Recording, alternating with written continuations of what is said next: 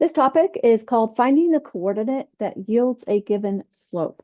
So I'm just going to remind you that slope is rise over run, which also means the change in y divided by the change in x. So we take our y values. Now, in a point, the y value is the second number, and we subtract them. So 8 minus -4, watch your signs because it is subtracting. And then we started with 8, so we start with -2 minus r.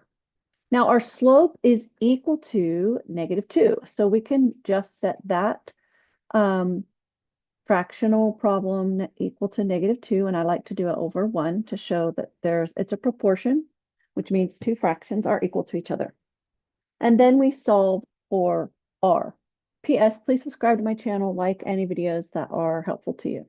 So to solve for r, we're going to cross multiply. So we'll do -2, put this in parentheses because you'll have to distribute it, equals 8 minus a -4 means 8 plus 4, so it equals 12.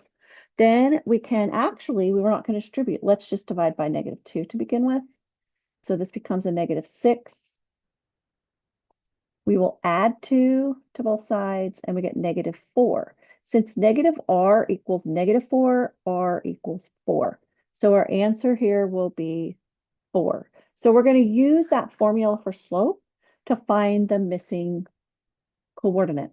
So let's do it again on this one. So we're going to start with 3 minus r divided by -18 minus -6. Now, notice that I started with the 3 in the numerator, so I have to start with the -18. It's important that the order matters when you're doing slope, and that's going to equal 3/4. So we'll cross multiply. -18 plus 6 is a -12. And okay, so we'll have 4 times 3 minus r. And -12 times 3, we're going to walk across this way, is -36.